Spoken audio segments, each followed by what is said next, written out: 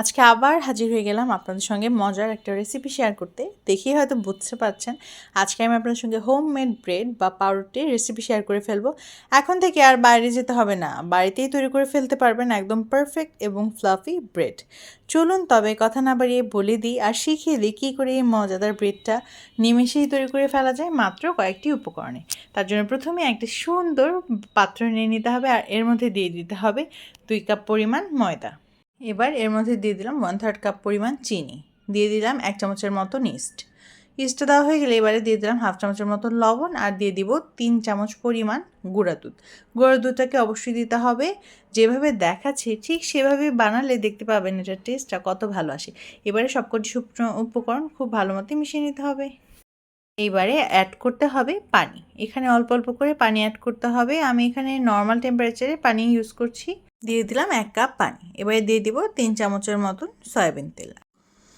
তেলটা দেওয়া হয়ে গেলে এবারে সব কিছুকে আবার খুব ভালোভাবে মিশিয়ে নিতে হবে।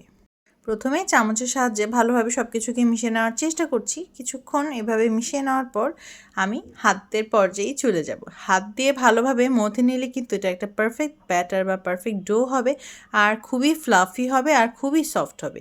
এই যে এইভাবে করে কিন্তু আপনারা যখন কাজ করবেন তখন দেখবেন হাতে আটকে যাচ্ছে, এতে কিন্তু ভয় পাওয়ার কিছুই নেই। আস্তে আস্তে করে এটাও ঠিক হয়ে যাবে। একটুখানি সময় নিয়ে খুব ভালোভাবে এটাকে বানিয়ে নিতে হবে আর উপর থেকে আমি জাস্ট আঙ্গুলের মধ্যে একটুখানি তেল নিয়ে এটা ছিটিয়ে দিলাম আর এইভাবে দিয়ে দিলাম। আপনাদের যখন দেখবেন হাতের মধ্যে লেগে যাচ্ছে তখন কিন্তু অল্প একটু করে তেল নিয়ে নিতে পারেন। এবারে খুব ভালোভাবে একটুখানি মথে নিয়ে স্মুথ একটা ডো বানিয়ে নিলাম আর এটাকে এবারে কিন্তু ঢেকে দিতে হবে। আপনার চাইলে যে কোনো পাত্র দিয়ে ঢেকে দিতে পারেন, তবে আজকে আমি এখানে ইউজ করছি একটা র্যাপার আর র্যাপারতে খুব ভালোভাবে এটাকে ঢেকে দিলাম আর অপেক্ষা করতে হবে এটা ফুলে ওঠার জন্য। 2 থেকে 3 ঘন্টার মতো জাস্ট সময় দিলে এনাফ। আপনার হাতে সময় থাকলে আরও একটুখানি রেখে দিতে পারেন। 3 ঘন্টা পরে চলে আসলাম আর দেখতেই পাচ্ছেন কতটা ফুলে উঠেছে। এবারে আস্তে আস্তে ডোটাকে পাত্রের গায়ের থেকে উঠিয়ে নিয়ে খুব ভালোভাবে আবার একটুখানি মথে নিতে হবে। এই যে ইস্ট দেওয়ার কারণে যে এতটা সফট হয়ে যায়, আমার কিন্তু এভাবে কাজ করতে বেশ ভালো লাগে। বেকিং তো আমার খুবই ফেভারিট আর এই রকম পারফেক্ট যদি একটা বেকিং করা যায় তবে তো আর কোনো কথাই নেই। খুব ভালোভাবে একটুখানি সময় নিয়ে মথে নেওয়ার পর এবার এটাকে একটুখানি বেলে নিতে হবে। তার জন্য আমি একটা বেলনের মধ্যে একটুখানি ময়দা ছিটিয়ে নিলাম আর ময়দার মধ্যে এই যে একটা ব্যাটার বা ডো বানিয়ে রেখেছি সেই ডোটাকে খুব ভালোভাবে আবার একটুখানি মথে নিয়ে এটাকে একটুখানি রুটির মতো বেলে নিতে হবে।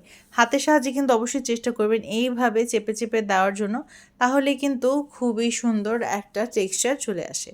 আস্তে আস্তে করে এটাকে একটুখানি বেলে নিতে হবে। খুব বেশি বেলারও প্রয়োজন নেই, একটুখানি ভারী হবে, আপনারা হয়তো দেখেই বুঝতে পারবেন। বেলা হয়ে গেলে এই পর্যায়ে হাতের সাহায্যে আরও একটুখানি চেপে চেপে একটুখানি বড় করে দিলাম আর এবারে হচ্ছে পরবর্তী স্টেপ। আস্তে আস্তে করে এভাবে রোল করে যেতে হবে, ফোল্ড করতে হবে অনেকটা। এই যে আমার কিন্তু ফোল্ড করাও হয়ে গিয়েছে। এবারে খুব ভালোভাবে হাতের সাহায্যে আমি যেভাবে দেখছি একটুখানি ঘুরিয়ে ঘুরিয়ে এভাবে একটুখানি নিয়ে নিতে হবে। স্টেপটা খুবই ইজি, বানানো কিন্তু খুবই সহজ। জাস্ট হাতের সাহায্যে খুব ভালোভাবে একটুখানি মসৃণ করে দিতে হবে। ব্যাটারটা বা ডোটা যে কোনো রান্নার বা যে কোনো খাবারের যত ভালো হবে ততই কিন্তু পারফেক্ট হয় আর নরম তো অবশ্যই হয়। দেখতে পাচ্ছেন আমার কিন্তু ডো একদম রেডি আর এটাকে এবারে আমি একটা মোল্ডে দিয়ে দিলাম। মোল্ডটাকে অবশ্যই আগে তেল দিয়ে ব্রাশ করতে হবে। এবারে 180 ডিগ্রি সেন্টিগ্রেডে 10 মিনিটের প্রিহিটেড ওভেনে আমি এটাকে 40 মিনিটের মতো বেক করে নিব।